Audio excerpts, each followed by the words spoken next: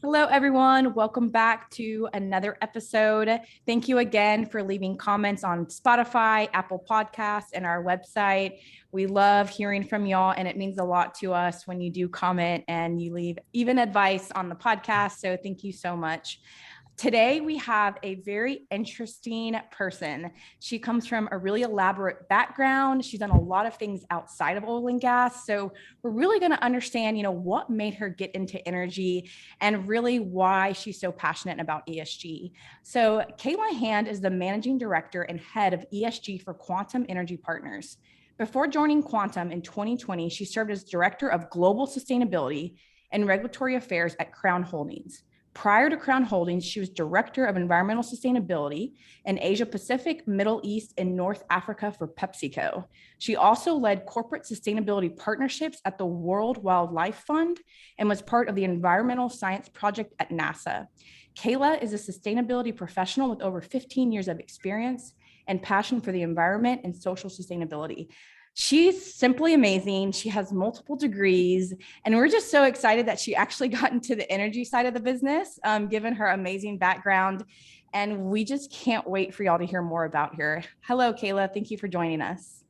Hi, Jamie. It's a pleasure to be here. Thank you so much for having me. I'm very excited about this opportunity. Hi, Keila. So what's really cool about Jamie's intro is that no one would think that you're coming from a small town in the middle of the Brazilian Amazon. I mean, you've conquered the world, and it's cool to know that you came from a small little town from Brazil. And you mentioned that your father worked in the mining industry, your mother was a teacher, you had aspirations to one day learn English, you liked to listen to the music when you were younger, and maybe not know necessarily what they were saying in the lyrics, but, one day you were going to go to the US and learn a little bit more English and new cultures, which you were always interested in, inspiring to get out one day from Brazil. You grew up in a low/middle income, but with a very extremely hardworking family, which, definitely shows in how working you are today. So it's come from when you were a young girl. Can you tell us a little bit about what life was like growing up in Brazil, and what were your aspirations when you were a little girl? Oh my, Massiel, you guys are going to uncover some secrets here that I've never divulged in other settings. So here we go. Well, you're right. I come from a very humble beginnings, very humble family, very hardworking.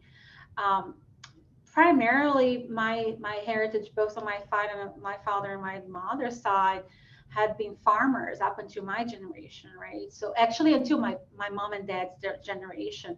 So both my grandparents uh, were were farmers, and I grew up, in a very small town. About, at the time, maybe 100,000 inhabitants, and today double than that. But it felt very urban because I lived in the city. It was very structured like a city, neighborhoods, and although um, different than what we would have for a city living here in the US. But that background with having parents who had with grandparents and who were farmers gave me access to both worlds, right? Living in the city, but also as often as I remember, as early as I remember, going back to the farms with my grandparents and experiencing a lifestyle where my grandparents did everything from scratch. So I was the type of kid who would eat okra. And we grew up with eating everything that was put on the table. We grew up climbing on trees and grabbing fruits from, fresh, and eating eating fruits that was just ripened on the tree, and swimming in little lakes, and um, being able to fish. And sometimes at my grandparents, I remember early on in my life, uh, going to bed and hearing this really beautiful howl in the background, and my grandfather saying, "Hey, that's a jaguar. Go to bed." Go to sleep, it's sleep time. And he used to use that to make the kids all quiet down, go to bed, and hear the howling on the background. But it was really a jaguar. He was just using the sound of the jaguar to actually scare us, right? So I grew up with this beautiful memories of being really close to nature, really close to what the land can give to you, and this ability to live off of the land, um, directly in a very raw way. I mean, my grandmother even sometimes wouldn't have sugar at home. She used to make melas, and it was the most delicious things, because even without knowing, everything was organic, right? And this idea of farm to table, man, it was farm to table really immediately. It was so healthy, and I grew up very, very free kid, because this ability to be on the farm and going, and the farms normally in my time back then were very of actually at the edge of the forest. So your property would have the back of the property would be like pristine, untouched forest. So you would always have this, as a little kid, just wondering, like, how is it on the other side? What if I cross, right?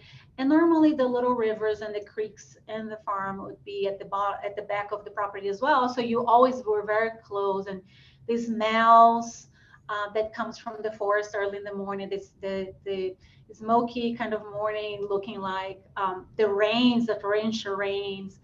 So all of that is part of, who I am today, because of what it gave me in terms of experience, and how curious it made me early on about how nature functions, the interdependency between what Earth gives us and what we take back, and how we make a living, right? So that's a little bit about my background, and that influenced a lot what I do today. But obviously, that is the incipient little seed that led to many other, interests and what I do today. But if you think about the core, that's pretty much where everything started. It's really amazing because you picture you in this small little town, the forest, and just like Brazil. And it seems so natural. But then at the same time, it kind of seems a little foreign. Like, how were you able to get to where you are today, starting at such humble and small beginnings? So what's really interesting is like you started working at the age of 13, you had multiple jobs, but with a family that didn't really speak English, how were you able to eventually, by the age of 18, you actually started working for NASA in your hometown, and they hired you because you did speak some English. So talk to us about how you became one of the first speaking English in your family, and then how you were able to do that given kind of where you were as far as economically, and then the opportunity with NASA. Sure. The NASA piece always gets everyone very curious. So I'll talk about that. So Jamie, as I mentioned, my parents were from very humble beginnings. My father died when I was very young. He died when I was 12. So my mom had 4 kids, and she definitely needed help. So I needed to work. And I started at age 12ish, 13, and I did everything that could allow me to have some extra income to help my mom. But I always kept something on the background of my mind, which was something that my father instilled in my mind. My father didn't finish even high school. I am the first person who actually went to university in both families, father and mother side. But he always said, look, education is the only way out. If you don't get an education, you're going to continue to replicate the cycle, and you really, to be able to get out of here or get out of the circumstances or the status or the social background we currently have, you need to use education as your way to propel yourself up. And I always kept that in the back of my mind. When my father died, I thought, wow, what I'm going to do now, I have to work and I have to study. So I did my best. And Jamie, I'd say as humble and difficult of a background as I had, I always went to public schools, and I started working part-time and studying part-time. And I always kept in mind of, okay, I will always be the best student in the class. And I was. There were times when the teachers used to use, at the time you take notes on notebooks. She used to take my notebooks to actually present to the other kids, like, this is how you should do it. Yeah. And I always had really great grades because I was very diligent. And so I would describe to you, and maybe this will be inspiration to others who are listening to this, who are also coming from a small town or, humble beginnings. I used to get up like at 5:30 a.m., get on my bike, drive to work or bike to work until about work throughout the day. And I would bring lunch with me. I would eat lunch and in Brazil, you have a mandatory 2-hour break. So I used to take my break, and then I used to do all my homework in that break. And then I used to bike back straight to school, because I went to school. And this was obviously not when I was 13. This was a little later, but I went to school in the evening throughout my high school. And so I would go straight to school because my mom worked at the same school where I went to school. And she would bring dinner for me. And then I would go straight to class. And I did class about until like 11 p.m. And then I would bike back home and, do everything, preparation for the next day, and start all over at 5:30 again the next day. And I did this for years. And then I wanted to learn English, and obviously English is taught in public schools, but it's terrible quality. So I needed to take classes that were paid classes, and I didn't have the means for that. So I used to work for a radio station at the time, and the owner of the English school came to the station to try and make an agreement for some propaganda.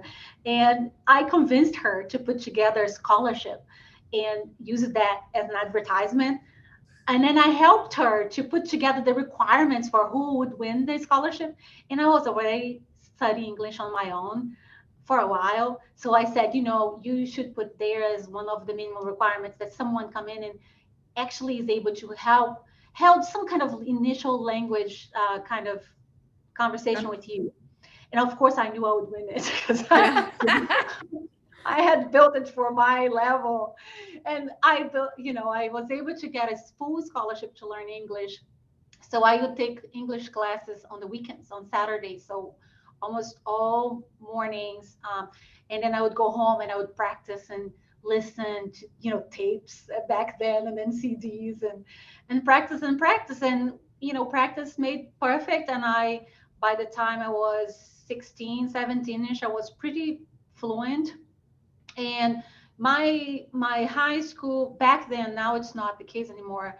Brazil allowed you to have a trait. Like you in high school, you'd learn one specific track, and I had accounting for my track. So I already had some accounting background, and then I had some English, pretty good English. I was able to write. And then NASA was developing this really large scale biosphere, atmosphere research in the Amazon region, throughout Brazil, and even some of the neighboring countries. And they needed someone in each one of these states in the Brazilian Amazon region to help them manage the project locally, and then do engagement with the local stakeholders, right? Mm-hmm. Agencies, etc. And then do project management for them, like the books of import and export of equipment, and transactions, and pay suppliers, etc.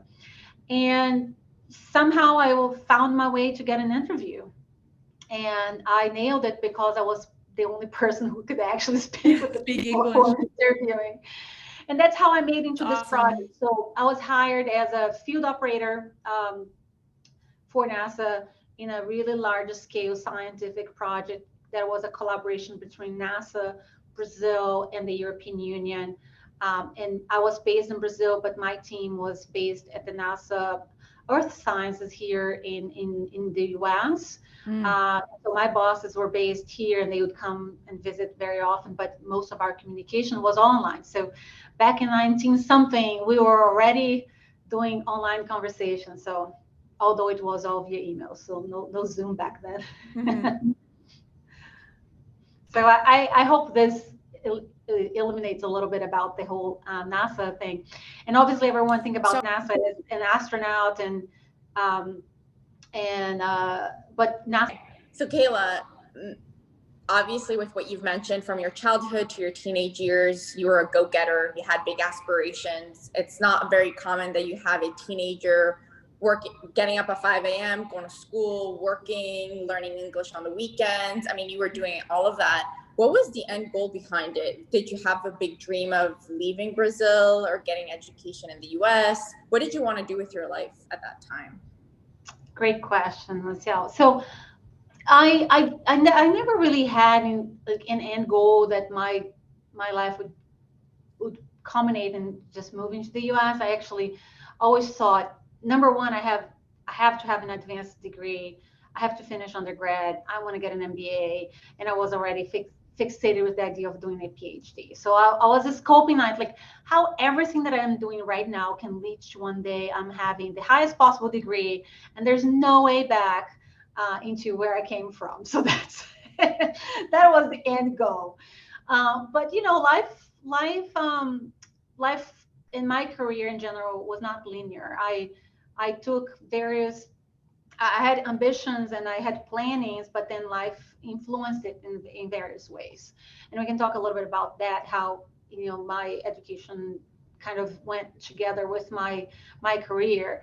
But the end goal was just to, number one, have a high degree, educational high degree, and then with the hopes that that would lead to great jobs and great income, etc. I always knew, since I started working for NASA, I always knew that I wanted to do something in the earth science related, environmental related, because I was working. It's so funny. I worked with the people who are actually today the biggest gurus in climate change science, right? Mm-hmm. Back then, these guys were doing research because the purpose of the research that they're doing was to understand how the Amazon climate works and how the Amazonian climate influences the global climate and vice versa. So I interact with like the largest and the most influential scientists in the world. And my thought was, okay, I really like, environmental sciences, and I'm here supporting this project. And because I had to go to school in the evening, I did an undergrad in business, which was the only thing that allowed me to study part-time. Mm-hmm. And then when I finished that, I did a business, an MBA, and then I focused in both in the business degree and the MBA, I focused in environmental sciences as much as I could. I took all the electives in environmental science, and then the MBA, I focused on environmental accounting. And then I thought, okay, when the project was about to end, when I was finishing my MBA, I thought, well, where else am I going to go now? And I start thinking, okay, which universities would take me as a student that didn't have environmental sciences as a background, but would give me a career in what today is called sustainability, and projection of that is ESG, but back then it was just environmental sciences. How could I get that career with the background that I had? Mm-hmm. So I went on to search for universities that had programs that allowed me to come in and catch up, like with the science background. And Keila, can you elaborate really quick? So when you're talking about, you're researching, you're looking for schools, I want to put in perspective for our listeners that this wasn't probably a time where you just jump on Google and you search and everything comes up and you can do it all virtual. And because when you talk about it, I think in my mind, oh, you go on Google and you're like, oh, how do I get to the US and get a scholarship at Duke University? Like, that's not what was going on. So how were you able to do that and find those resources? All right, I'm not that old, Jamie. There was Google back then. I know, but it couldn't, I feel like the last 10 years is where it really took off. Of course, it has exponential more. Yeah. Right? Well, Google was still around, was already around.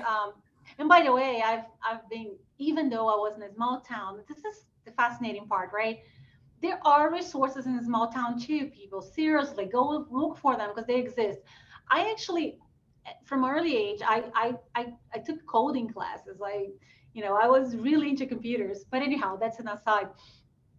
Uh, I started by thinking, okay, what are so I did some research on the universities, but because I was surrounded by scientists, I mean, these guys were like Max Planck from Germany, uh, all the largest universities in the US. So I started looking around and start speaking with all these scientists and asking them, like, what universities do you know who have this program that is a hybrid of, management, but also science, that I can merge to be able to do an education that is scientifically robust. And it so happens that my boss at the time was an alum of Duke University, and he said, "Hey, Duke has the Nicholas School of the Environment, and I went there many years ago, and it's a phenomenal school. But I also got to know about Yale. I also got to know about the work that Stanford was doing back then, and then I said, okay, these are great starting points. And then I started going to the websites of all these universities, and oh my gosh, I almost had a conniption when I saw the cost of these universities for a master's program. And I was like, there's no way I would have to work 50 years to be able to pay one semester. And obviously, so my first reaction was like, what are the scholarships that are available? What can I apply for? And even before I finished the MBA in Brazil, I started applying for scholarship left and right, everywhere, for everything. And then I took advantage of everything that prioritized sciences. And so I ended up applying to a lot of things. The result was I ended up getting a very competitive scholarship that is called the Fulbright Scholarship. And Fulbright allows you to study abroad and gives you the stipend to live abroad, which is huge when you think about moving from one country to the other. But they don't cover tuition. So I didn't stop there. I kept applying for universities, and I kept taking the tests preparation, right? Because you have to have English GRI tests in addition to all the other tests that all the other students have to take. And I just, back then there were like this preparation books that were like this thick, 800, 1200 pages. And I had like a set of 12 of them. And I would do every drill that there was out there. And anyhow, end up really good grades, got the Fulbright scholarship. And then Fulbright allows you to come for a preparation immersion project or preparation. And that's when I moved to the US officially. And my first stop in the US was University of Santa Barbara. And I did in a first semester with them. And then I got to know that which university had accepted me. So I got acceptance to a lot of really great universities, including 2 Ivy Leagues, but none of them offered scholarships. So I went to Duke and I said, hey guys, I got a Fulbright scholarship. Your scholarship offers stipend and tuition.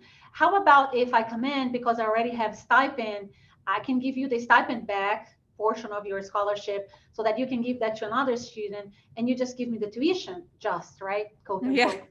Yeah. And then they said, well, we're still analyzing you for the capabilities academically, blah, blah, blah. And then, it took them a while. And then at the end of the day, it was really, obviously they never say that. And I obviously believe that their screening is very strong. And but I think at the end of the day, it was pretty appealing for them, for the fact that with one scholarship, they could service 2 students. So I ended up getting the scholarship, and that's where I did my master's program in environmental economics, and then end up taking a side track there as well, and doing an additional extracurricular work on both environmental law and environmental policy. It's just incredible to hear where you came from and how you pushed yourself and you got all the way to the US. And not to mention, you worked for some major companies. I mean, PepsiCo is a massive organization. I mean, come on, anything with Pepsi product is PepsiCo. So that's just incredible. So can you tell us, you were in sustainability way before, ESG became the thing that it is today. And you've worked across multiple companies from, the Wildlife Fund to, like we were just mentioning, PepsiCo. And, how were you able to move between those massively different organizations that are so culturally diverse too, because you traveled a lot around the world working for them? What did you see as a similarity when it came to working for these companies within sustainability, even before it became, tagged as ESG today? Yeah, that's a great way of thinking about where I am as well, Jamie. So let's start in reverse, right? So right after I finished my master's program, I actually worked for a large international company called International Paper that produces pulp and paper. And I started with that company in their engineering outreach program where they hire new engineers, and then I started from doing work with the people who actually do the work day to day. And I did everything from working with so my responsibility at the time was to provide support to their, at the time, 30 some pulp and paper production mills in the southeast of the US. And then I learned everything from environmental compliance, environmental audits, safety audits. I did a lot of safety work, and in all possible projects you can imagine that a company that size. And pulp and paper, for those who are not familiar with, it's a very complex production kind of operation.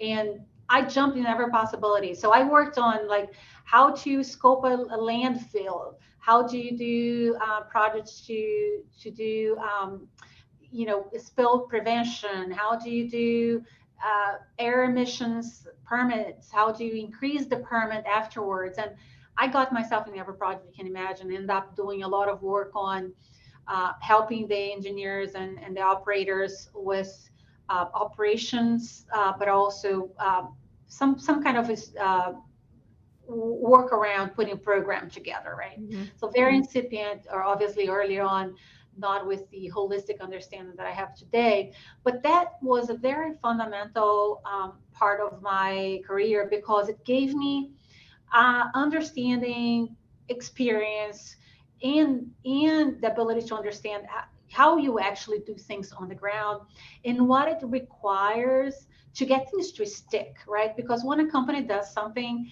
and you do in an initiative, and if you don't put in place a project management around that, normally that phases away with the people. So I learned that quite early.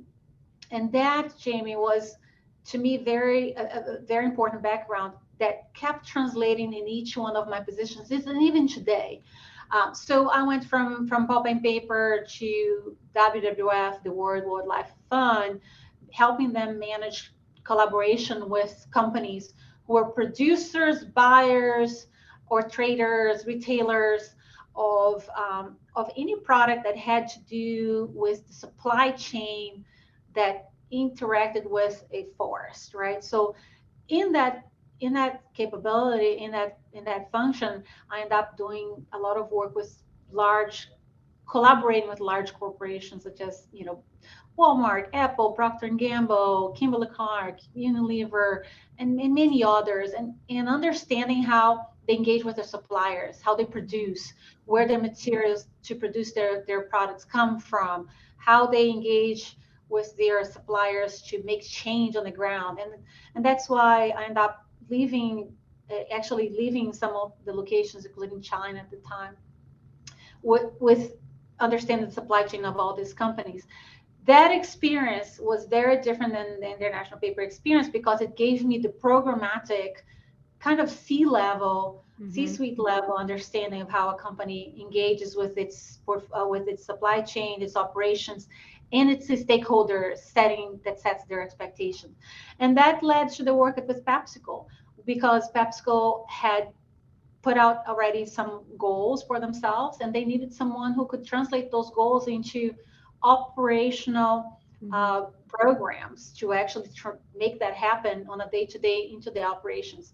So I was based in the Middle East, but I worked for PepsiCo throughout Asia, Middle East, and North Africa, and all their operations there, both on the beverage side or the food side, and end up doing a lot of work helping them think through not only all the they had 17 goals at the time. They have organized that differently right now, but I worked on topics, very very large topics, and very different topics, right? Everything from the circular economy, water stewardship, GHG emissions, solid waste management, community engagement, government relations, Yeah. and all of that translates really well to any other sector that you go, because the topics themselves are the same. Now, how you operationalize that into the day-to-day of the company is very particular to that industry. But the topics, what are the environmental, social, and governance issues that they're facing, and also varies, and the materiality, financial materiality of that changes according to the industry. But overall, you bring that understanding of system thinking, and you are able to apply it to really any industry you go. And that's what led to the next job at Crown Holdings, which had a lot of work around the materials that they buy, right? So all the metals, including all the way to the mining processes, and then working today here at Quantum, it's a similar kind of mindset. You are still thinking about, what are the issues, what are the material issues you have to address, how do you set a target, what are the topics you have to work on that are important to your investors, your other stakeholders, and then how you embed that on the day-to-day of your operations. So it's a similar process that is applied differently within different industry, but it was a very very similar kind of mindset, thinking, holistically, system-wide, how one influences the other. Did you ever think that, given where you came from and, being so close to the environment and seeing the force, and, I would think working for like pulp and paper, it would almost be like, that's like the forest that you saw now actually kind of being destroyed in a way. And then working for the wildlife fund, like you're working to protect that as well. And then now, did you ever see yourself going into oil and gas, just given what the outside world thinks of it? Yeah. What was your image coming into Quantum, and given your experience in the past, like, did you have any reservations on what the industry would hold? Because Quantum does have a portfolio of oil and gas, but also environmental and tons of other things too. But what was your overall impression? Yeah, great question. I love that. So I love that you mentioned pulp and paper. So with pulp and paper, it's a very similar kind of analogy to oil and gas, right? Yes, you have to cut trees to make pulp and paper, but there are ways you can, number one, grow those trees, not depend on forests that are dedicated for preservations, for protections of habitats and species. And you can grow those trees in a way that allows you to infinitely being able to produce your products and provide what the market is demanding in a responsible way, right? And that's primarily what I did with all the companies that I worked with, was trying to help them understand that there were some companies that were deforesting, and for that kind of company, we were actually doing a lot of work around awareness raising. But there were a lot of companies who were doing the right thing, and then what the right thing entails, right? So that's a lot of the work that I did there, and that translates really well with the oil and gas world, because so when I came to Quantum, my main rationale, Jamie, is, look, just like pulp and paper, no one is going to stop using diapers. No one is going to stop using toilet paper or paper towels. We need to find a way to provide that product to the market in a responsible environmental way, social environmental way, right? Similar to energy, we still live in a world where billions really of people don't have access to energy, and that demand for energy is going to grow as the population on the planet becomes wealthier and bigger. And then we can't shy away from the idea that currently what the sources of energy that we have, um, it's a mix, right? So you depend on you. We while we are investing, and Quantum does invest in renewables, and in all other technologies and services and clean fuels that are a long way on the energy transition and decarbonization processes. We acknowledge that oil and gas will continue to play a big role to be able to provide that energy to the growing planet, to the growing society for a long time. So the question then becomes, how do you do it the most responsible way, right? How do you embed environmental, social, and governance into the process of producing that oil and that gas, and provide that gas to the market in a way that is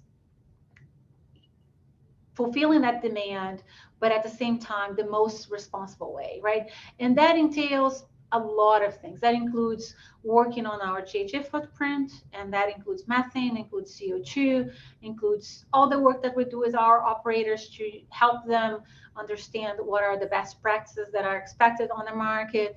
It includes working on subjects like water, biodiversity, spill prevention, and many other topics that are very similar to the work that I have done in other industries as well. So you translate the topic and the mega trend to the industry, but then you go in and you think about it specifically, how that translates into the day-to-day of what we do.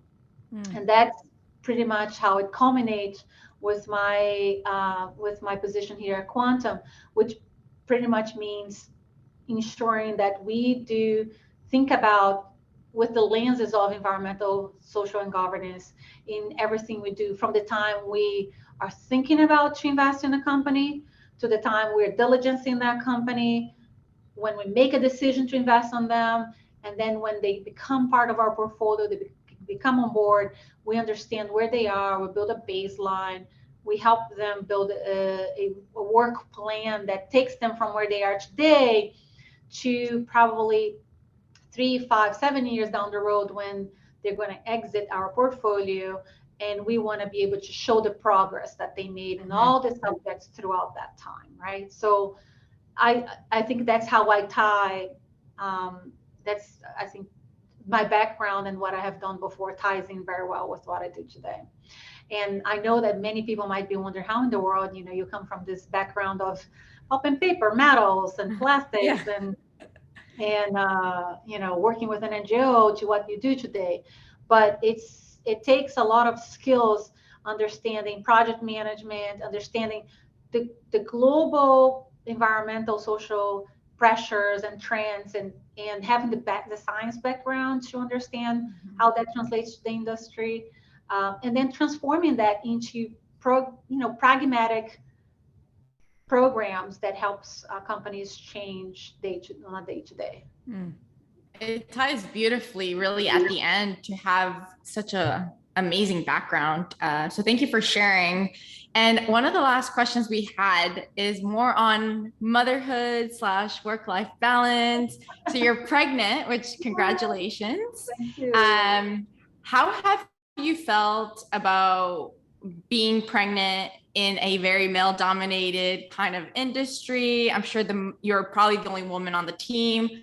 Jamie and I spoke about this on one of our motherhood podcasts, but we were scared about our careers. Like, it's in your head, like, what's going to happen next? You hear about this, like, well, once you have a baby, you might not be as successful. What doubts have you had in your mind about being a mother, or has it all been positive? So Massiel, without saying, you can tell that I'm an older mom, right? So I'm going to be an older mom. So probably be that mom in the kindergarten where all the young moms are asking. I feel very fortunate for the people I'm surrounded by right now, Massiel. I think, Yes, there are a lot of guys around me, but it's so funny because they are almost all my age, and their wives have had 3 kids, sometimes 4, 2 kids. So they are very uh, they empathize. They are very empathetic to the process, and it's very interesting because they ask me questions that even my girlfriends don't ask. They're like, "Hey, how are you doing? Do you know your due date? And do you know, right? Do you have a birth plan? And don't forget to pack your bag many weeks before, because there's a possibility it can come earlier, because they have had all these experiences. So it's quite interesting. So it's been to me a very pleasant surprise.